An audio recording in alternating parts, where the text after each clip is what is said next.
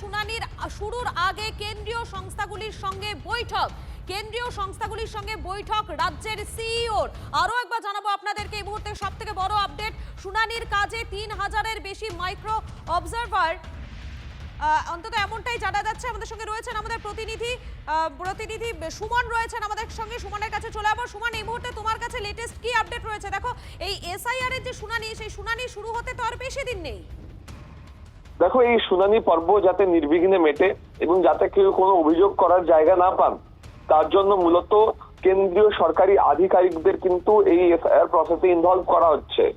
কোল India, বিমানবন্দর কর্তৃপক্ষ, DVC থেকে শুরু করে রেল, সব জায়গার আধিকারিকদের কিন্তু বিশেষ কাজ দেওয়া হচ্ছে, যেখানে তারা এই হিয়ারিং যে কটা দিন চলবে সেই হিয়ারিং প্রক্রিয়ার উপর কিন্তু নজরদারি চালাবেন।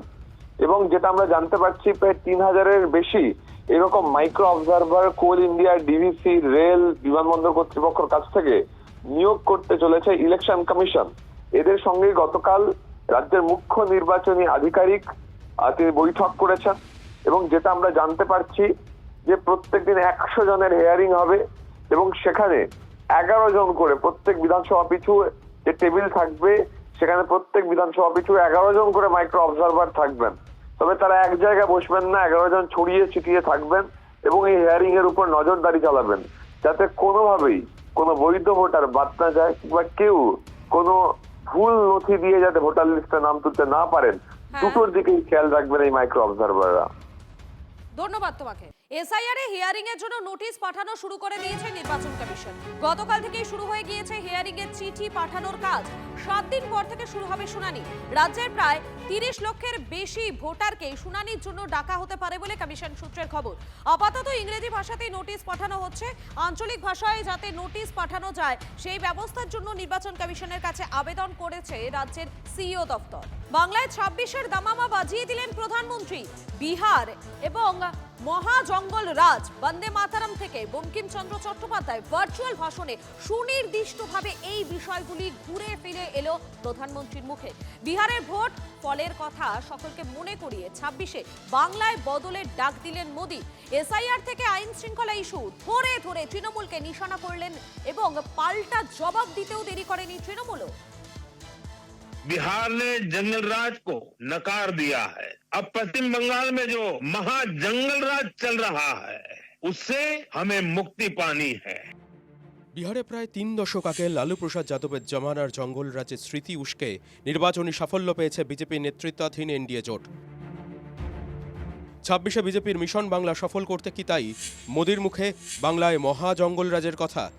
पश्चिम बंगाल का हर गांव, हर शहर, हर गली, हर मोहल्ला कह रहा है बातें छाई बीजेपी ताई। জঙ্গল রাজের সঙ্গে মহা কথাটা জুড়বার তাৎপর্য কি? আরজিকর, সন্দেশখালী, মুর্শিদাবাদ, মালদায় হিংসা, জেলায় জেলায় বোমা বিস্ফোরণ, খুনোখুনি, একের পর এক ঘটনার প্রেক্ষিতেই কি বাংলার আইন শৃঙ্খলা পরিস্থিতি নিয়ে প্রশ্ন তুললেন প্রধানমন্ত্রী? রেপ এখানকার অত্যন্ত স্বাভাবিক ঘটনা, ডেলি নিউজ। রেশন থেকে শুরু করে মন্ত্রীরা চাকরি অবধি চুরি করে খাচ্ছে। প্রতিদিন কোথাও না কোথাও বন্দুক, বোমা, গুলি প্রতিদিন পাওয়া যাচ্ছে। শুট আউট একটা স্বাভাবিক ঘটনার মধ্যে পড়েছে। তো জঙ্গলরাজ কাকে বলবেন? বিহার আজকে লজ্জা পাবে পশ্চিমবঙ্গে যা ঘটছে প্রতিদিন।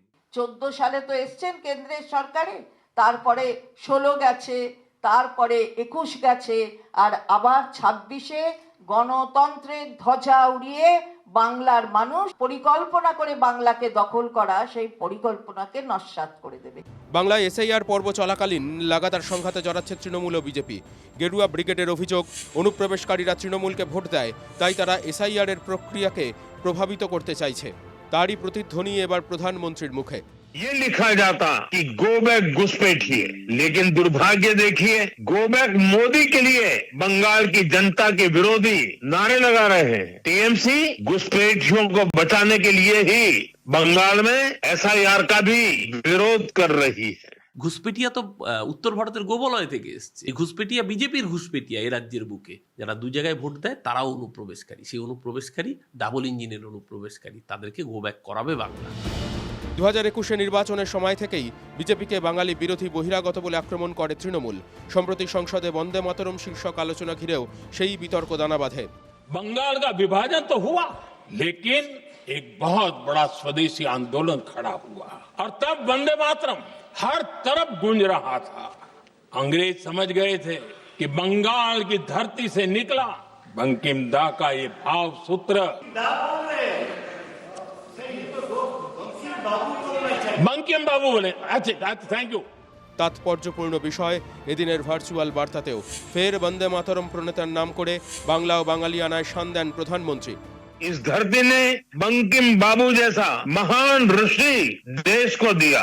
वंदे मातरम 19वीं सदी में गुलामी से मुक्ति का मंत्र बना। 21वीं सदी में वंदे मातरम को हमें राष्ट्र निर्माण का मंत्र बनाना है। উনি বুঝতে পেরেছেন যে আমরা যদি হঠাৎ করে এখন এখানে বসে গান্ধীদা ধরুন বলি বা হেডগেওয়ারদা বলি, সাভারকারদা যদি বলি, তাহলে যেটা হাস্যকর শোনাবে, অপমানকর শোনাবে। বঙ্কিমদা বলাটা উনি বুঝতে পেরেছেন যে এটা ঠিক নয়। উনি আজকে সেটা শুধরে নিয়েছেন। কিন্তু বাঙালি বা বঙ্গদেশের প্রতি, বাংলার প্রতি, পশ্চিমবঙ্গের প্রতি তার দৃষ্টিভঙ্গি তিনি শুধরে নিতে পারবেন কি? 2026-এর মহাযুদ্ধ যত এগিয়ে আসবে, আক্রমণ পাল্টা আক্রমণের ঝাঁজ আরও বাড়বে। তবে এই যুদ্ধ জিততে কার কৌশল খাটবে, কে বাজিমাত করবে, খেলা ঘোরাবে কে, সবচেয়ে কৌতূহলের বিষয় সেটাই। Bureau report, TV9 Bangla.